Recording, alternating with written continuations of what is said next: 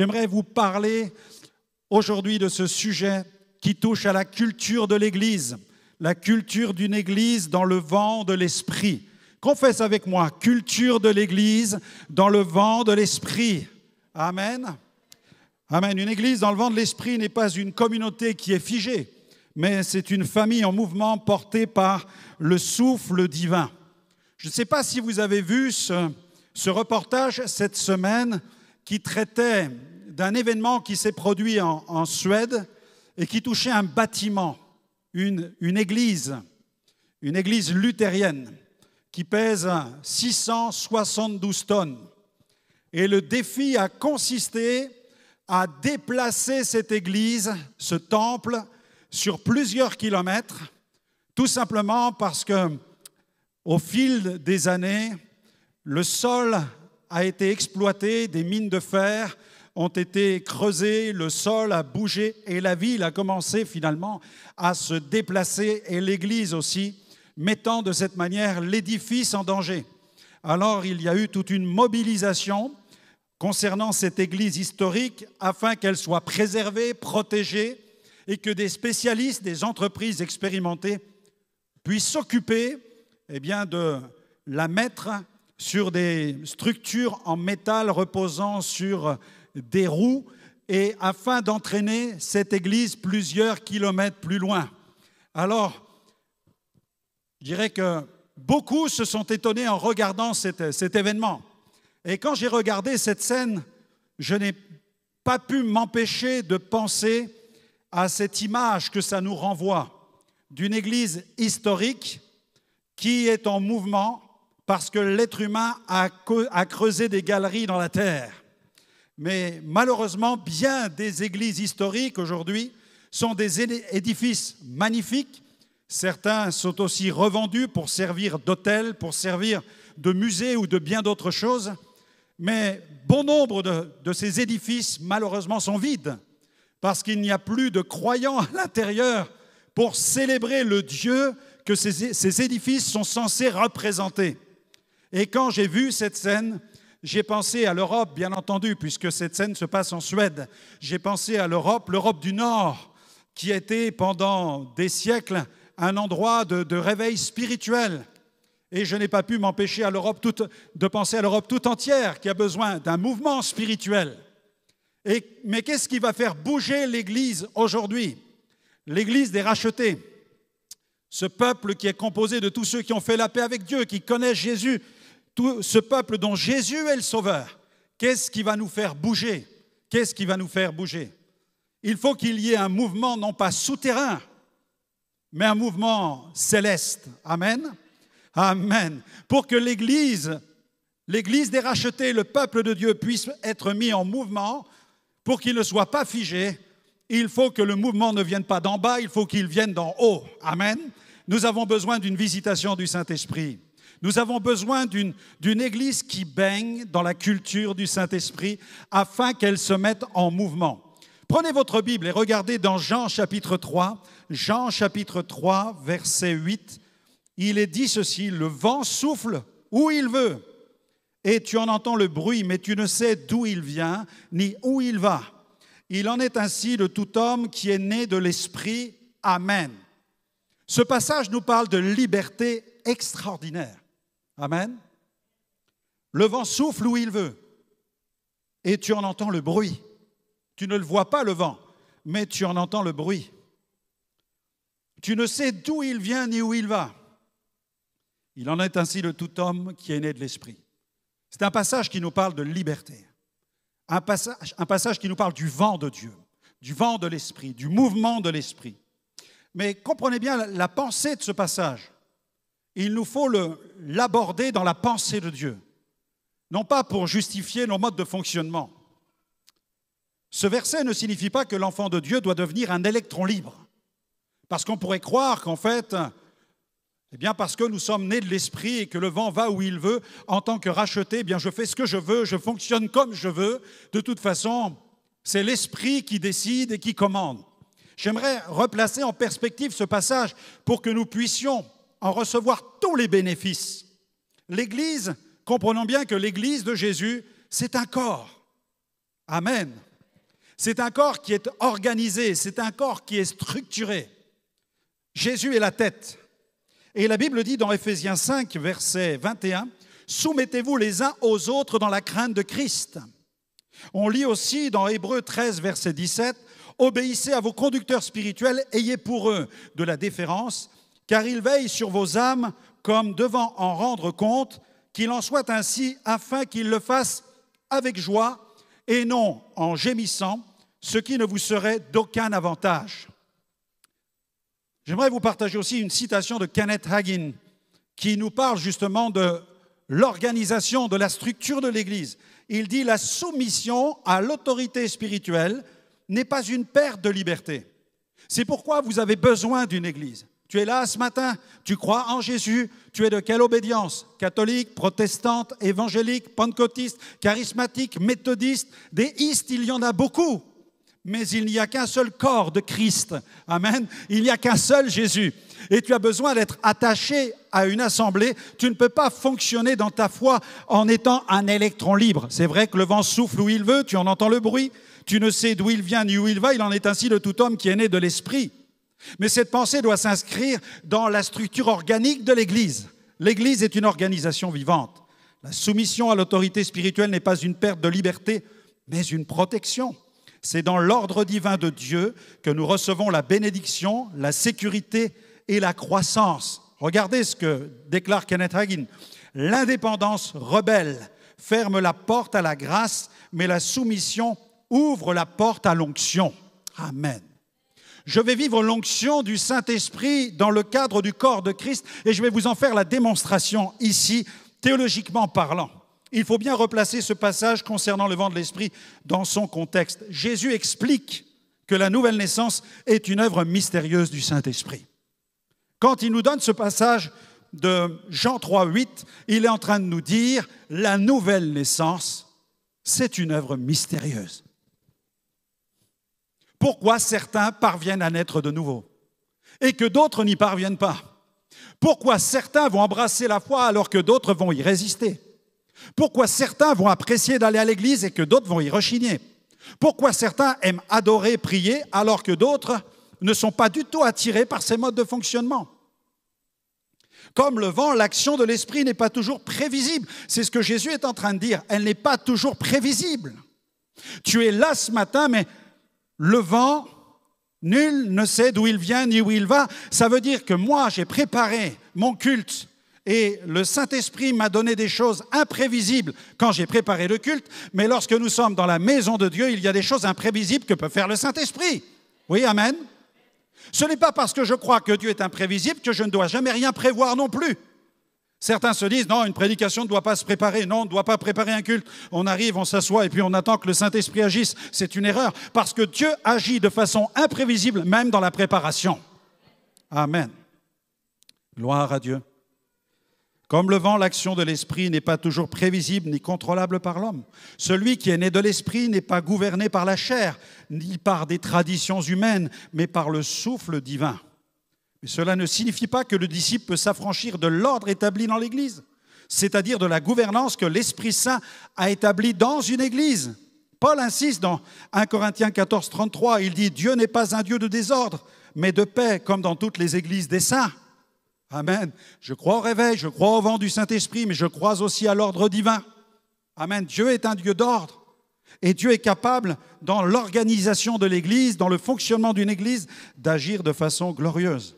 Être conduit par l'Esprit, ce n'est pas devenir quelqu'un d'anarchique ou d'indépendant, mais c'est d'obéir à la voix de Dieu, tout en restant attaché au corps de Christ. Il y a une dynamique que le Saint-Esprit veut dans une Église.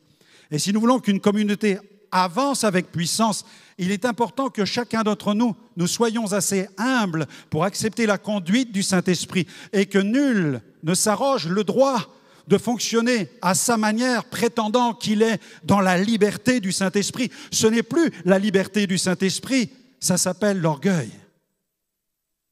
C'est pourquoi apprenons à être emportés par le vent que le Saint-Esprit souffle dans une communauté. Le roi en hébreu, souffle, vent, esprit. Comme l'a dit John Wimber, l'Église est appelée à être naturellement surnaturel. L'Église est appelée à être naturellement surnaturelle. Exemple théologique important dans Ézéchiel. Ézéchiel 37. Beaucoup aiment ce passage et moi j'en raffole. Vous aimez la vallée des ossements desséchés avec le miracle que Dieu opère, l'Esprit qui vient, qui rassemble les os, les nerfs, la chair. Le miracle s'opère et une grande armée se lève dans la vallée des ossements. Un message prophétique qui traite de la restauration du peuple d'Israël et que nous, en tant que prédicateurs de la Nouvelle Alliance, nous aimons nous approprier pour parler du réveil de l'Église. Amen. Et nous avons bien raison de nous inspirer de ce passage, parce que si Dieu est capable de le faire dans cette vallée, il est capable de le faire dans une église. Amen. Gloire à Dieu. Dieu est capable de le faire, c'est lui qui accomplit ce genre de miracle. Dans Ézéchiel 37, verset 1 à 6, vous pourrez étudier ce passage en profondeur. Dieu réveille son prophète et il lui donne une mission prophétique. Verset 1er, « La main de l'Éternel fut sur moi, déclare Ézéchiel, et l'Éternel me transporta en esprit. Il me déposa dans le milieu d'une vallée remplie d'ossements. » Gloire à Dieu. Dieu saisit son prophète et il l'amène dans une vision stratégique. C'est Dieu qui nous élève. Le texte dit « La main de l'Éternel fut sur moi et l'Éternel me transporta. » Ce passage me prouve que c'est Dieu qui nous élève. C'est Dieu qui a élevé le prophète. C'est Dieu qui nous positionne.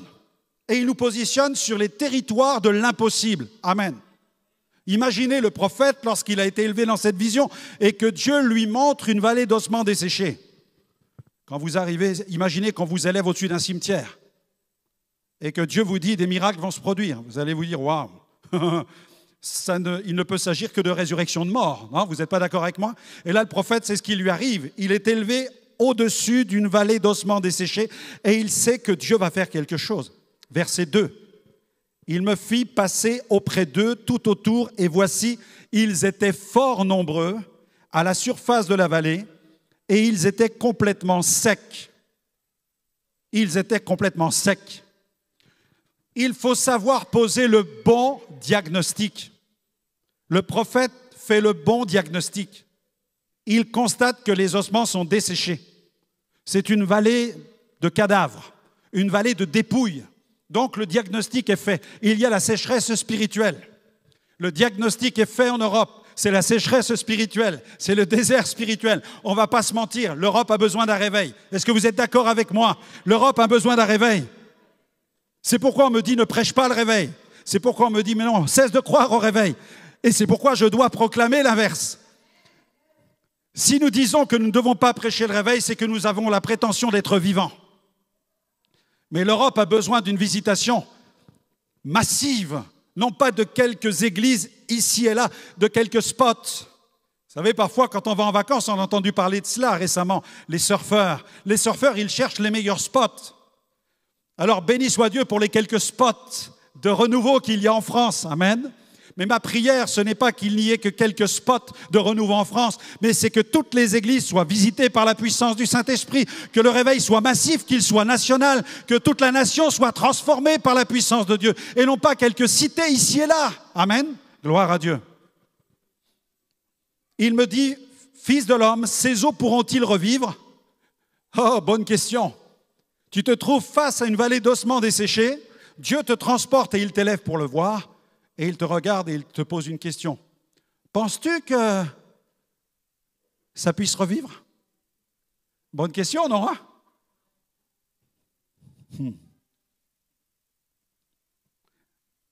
C'est un défi lancé à la fois. Penses-tu que Dieu puisse sauver ton mari? Penses-tu que Dieu puisse sauver ta femme? Il y a quelqu'un dans la salle? Penses-tu que Dieu puisse sauver tes enfants? Penses-tu que Dieu puisse sauver les membres de ta famille, de tes proches? Penses-tu que Dieu puisse visiter ton village? Penses-tu qu'il puisse toucher ta ville? Penses-tu qu'il puisse toucher ton département, la région, le pays, l'Europe, les nations? Est-ce que tu penses à cela? Ou est-ce qu'en fait tu penses que non? On verra. Si Dieu le veut. Non, ce n'est pas si Dieu le veut. La parole prophétique déclare, la bonne nouvelle sera prêchée à toutes les nations, Amen. Pourquoi? Pour servir de témoignage. Alors viendra seulement quoi? La fin. Amen. Donc il y a dans la parole de Dieu une parole prophétique qui nous dit que Dieu est capable de faire revivre ce qui est mort. Versets 4 à 6, prophétise sur ces eaux. Il leur dit, ossements desséchés, écoutez la parole de l'Éternel. Ainsi parle le Seigneur l'Éternel à ces eaux. Voici, je vais faire entrer en vous un esprit et vous vivrez. Je vous donnerai des nerfs, je ferai croître sur vous de la chair. Je vous couvrirai de peau. Je mettrai en vous un esprit et vous vivrez. Vous saurez que je suis l'Éternel. Amen. Dieu révèle ici le protocole de restauration. Et ce protocole passe par la parole prophétique. Ce protocole passe par une parole de déclaration, par une parole de confession, par une parole de foi qui appelle le réveil sur le pays. Et je t'invite à appeler le réveil dans ta famille. Je t'invite à appeler le réveil dans ta ville. Je t'invite à l'appeler dans ta nation. Parce que si tu l'appelles, il va venir. Dieu te pose la question, ces eaux pourront-ils revivre ou pas? Alléluia! Moi, je déclare que les eaux vont revivre. J'aime mon pays, j'aime ma nation, j'aime ma ville. Je bénis la France, je bénis la nation française, je bénis tout ce qui compose ce pays. Et j'appelle la bénédiction sur le pays parce que je crois que si j'appelle la vie va venir. Gloire à Dieu. Le miracle va s'opérer. Gloire au Seigneur. Le prophète obéit, il prophétise, versets 7 à 8. Je prophétisais selon l'ordre que j'avais reçu. Et comme je prophétisais, il y eut un bruit. Et voici, il se fit un mouvement. Et les eaux s'approchèrent les uns des autres. Pouvez-vous imaginer la scène quelques instants, une vallée remplie de cadavres, de dépouilles, des ossements qui jonchent le sol. Le prophète parle et tout à coup, il y a un bruit et les eaux commencent à se déplacer pour se rejoindre les uns vers les autres. Gloire à Dieu. Gloire à Dieu. Alléluia. L'obéissance à l'ordre divin contribue à la remise en ordre du corps. Le corps de Christ a besoin d'entendre la parole prophétique pour retrouver son organisation, sa morphologie spirituelle, sa structure spirituelle avec les 5 ministères dons d'Éphésiens 4 et une grande diversité de dons que Dieu donne à l'Église. Verset 8, « Je regardai et voici, il leur vint des nerfs, la chair crue et la peau les couvrit par-dessus, mais il n'y avait point d'esprit en eux. » Tout à coup, le corps retrouve son aspect humain, son aspect physique. Avant, le corps était dans un état de décomposition dans cette vision. Mais se produit alors une œuvre de recomposition, de recréation. Recréation. Dieu recrée. Dieu réinjecte la vie. Le Dieu dans lequel tu crois, c'est le Dieu qui est capable d'injecter la vie. Il est capable de faire revivre ce qui est mort. Il est le Dieu de la résurrection. Le corps manquait d'esprit et Dieu réveille. Dieu vient produire un réveil en réveillant nos esprits. Il ne vient pas seulement toucher nos âmes, il veut toucher notre esprit. Le réveil spirituel, c'est une œuvre de Dieu dans l'esprit du croyant, dans l'esprit du racheté. Et le prophète appelle le vent de l'esprit. Il me dit, verset 9, prophétise, parle à l'esprit. Prophétise, fils de l'homme, dis à l'esprit, ainsi parle le Seigneur, l'Éternel. Esprit, viens des 4 vents, souffle sur ces morts et qu'ils revivent. Gloire à Dieu. Ainsi, le réveil est le résultat de la parole prophétique et de l'œuvre intérieure du Saint-Esprit. Il nous faut donc accueillir le Saint-Esprit. On peut facilement transformer un auditoire en croyant. Il suffit de les habiller tous de la même manière et de les faire tous chanter dans le même recueil de chants. Et on va fabriquer des croyants. Mais le renouveau de l'esprit, le réveil, c'est une œuvre surnaturelle. Bon nombre d'entre vous, vous êtes chrétiens parce qu'un jour, quelqu'un l'a décidé pour vous. Oui ou non? Si vous êtes d'obédience chrétienne, né dans le christianisme, à un certain moment, vous n'étiez pas au courant, vous ne vous en êtes pas vraiment rendu compte, on vous a emmené dans un temple, dans une église, et puis on a mis quelques gouttes d'eau sur votre front, et puis on a dit, voilà un chrétien.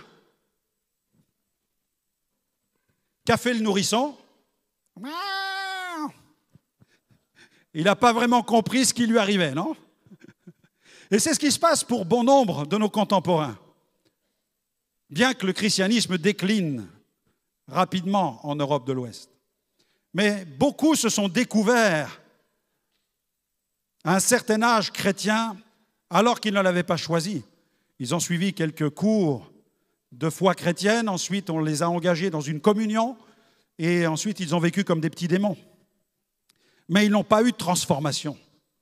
Ils ont fait partie du système, partie d'un système religieux. Et le réveil n'est pas un système religieux que l'on embrasse. Le réveil, c'est une œuvre pénétrante et transformatrice du Saint-Esprit. C'est une manifestation de la foi en Jésus. Je reconnais Jésus comme mon Sauveur et Seigneur et j'invite le Saint-Esprit à venir habiter en moi. Je deviens un temple. Je deviens un temple du Saint-Esprit. Une habitation de Dieu en esprit. Dieu habite en moi. Dieu règne en moi. Et Dieu va me transformer pour que je ressemble à Jésus, le modèle par excellence. Amen. Gloire à Dieu. Gloire à Dieu. Je prophétisais selon l'ordre qu'il m'avait donné. L'Esprit entra en eux, ils reprirent vie et ils se tinrent sur leurs pieds. C'était une armée nombreuse, très nombreuse. Dieu ne veut pas seulement lever des croyants. Cette scène nous montre que Dieu ne lève pas seulement des croyants. Dieu ne lève pas seulement des partisans d'une nouvelle secte ou d'un mouvement religieux. Ce que Dieu désire lever, ce sont les agents du royaume de Dieu, les membres de l'armée de l'Éternel. C'est une grande armée qui s'est tenue devant Dieu. Ce n'étaient pas simplement des hommes et des femmes ressuscités. Il ne s'agissait pas seulement d'hommes et de femmes qui venaient de passer de la mort à la vie. Mais il s'agissait d'une grande armée. Et le statut qui est donné à cette armée est extrêmement important.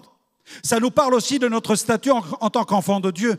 Nous ne sommes pas seulement des femmes et des hommes qui avons passé de la mort à la vie ou d'une maladie à la guérison, d'un échec au succès. Non, nous sommes entrés dans l'armée de Dieu. Gloire à Dieu.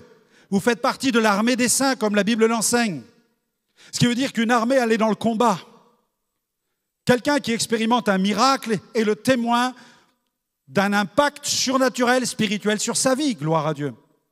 Mais quelqu'un qui fait partie d'une armée, il est au combat, c'est différent. Il a expérimenté la grâce, il a vécu une guérison, il a vécu une touche divine, mais il a compris que maintenant son mandat consiste à se lever pour servir le général en chef qui s'appelle Jésus-Christ. Amen. Et tu marches de cette manière à sa suite dans l'armée de Dieu pour répandre cette bonne nouvelle. Je prophétisais selon l'ordre qu'il m'avait donné et l'Esprit entra en eux. Ils reprirent vie et ils se tinrent sur leurs pieds. C'était une armée nombreuse, très nombreuse. Amen. Amen.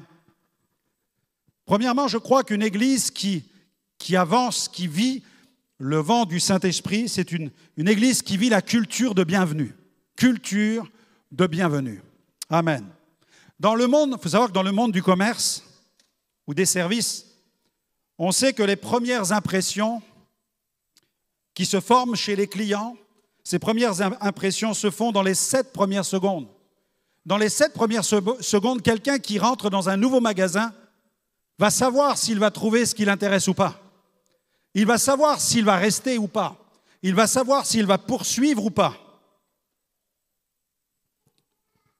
Certains formateurs disent que dans les 1 à 3 minutes après avoir franchi la porte, un visiteur a déjà ressenti par quoi? Par l'accueil, par l'atmosphère, par la chaleur humaine, par la clarté de l'orientation, s'il va se sentir à l'aise ou pas.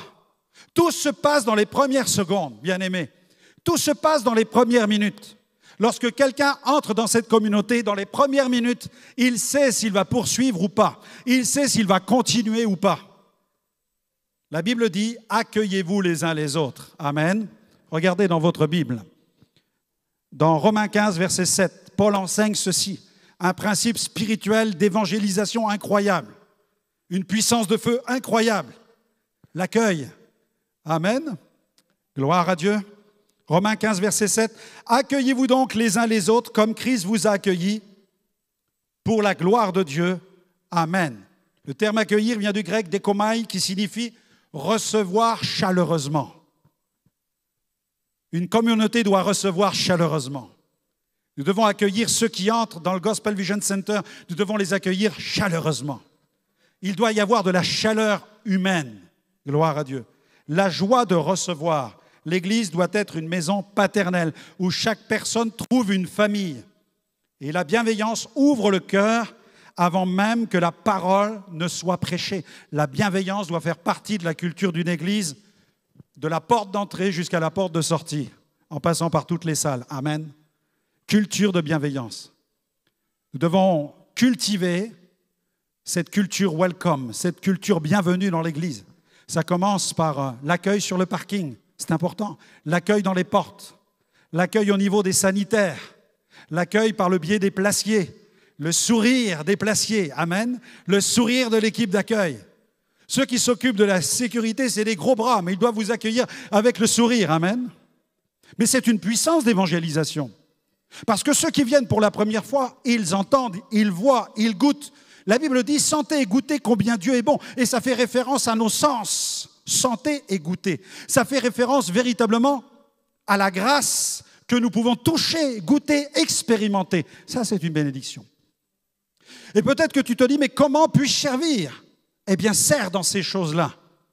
L'un des premiers services que j'ai accomplis dans l'Église, c'était d'aligner les chaises. Ah oui. C'est un service tellement important de mettre les chaises en ordre. Dans une église, on peut faire plein de choses. Il y a de nombreuses opportunités pour servir. Et le soin que nous rendons à l'accueil est extrêmement important pour la croissance de l'église. Les églises qui négligent l'accueil, les églises qui le négligent, ce sont des églises qui font du surplace et qui n'avancent pas. Nous devons considérer, continuer à travailler dans ce domaine. Et n'hésite pas à te proposer pour intégrer les équipes afin de servir de cette manière, parce que tu vas permettre à des âmes de venir dans ce lieu et de goûter que ce lieu est un endroit de bénédiction. Et les gens vont être désireux de revenir dans cet endroit. Gloire à Dieu. Rick Joyner a déclaré: la première impression que le monde a de l'Église doit être l'amour de Dieu manifesté à travers nous tous. C'est la première impression. C'est pourquoi j'insiste ce matin sur ce point de l'accueil. Les experts en communication dans le business, dans tous les domaines, nous disent que c'est dans les premières minutes que l'on sait si l'on va rester quelque part. Et je pense qu'une église ne déroge pas à ce principe. C'est un principe extrêmement important. On pourra toujours dire, oui, mais pasteur, c'est le Saint-Esprit qui fait. Non, le Saint-Esprit nous demande d'accueillir. Voilà pourquoi nous devons comprendre la pensée de l'Esprit. Le vent souffle où il veut. Mais si nous voulons que le vent souffle dans la communauté, c'est important que chacun d'entre nous, nous puissions prendre le temps aussi d'accueillir les âmes qui viennent ici. Je vais encore un peu plus loin. C'est important qu'on y aille, qu'on creuse un peu. Quand le culte est terminé, nous avons la joie de participer au buffet, de participer au café. Merci au Seigneur pour ces équipes qui nous servent. C'est bien de parler entre frères et sœurs, mais c'est bien aussi d'accueillir les nouveaux. Quand tu vois un nouveau visage, intéresse-toi à la personne.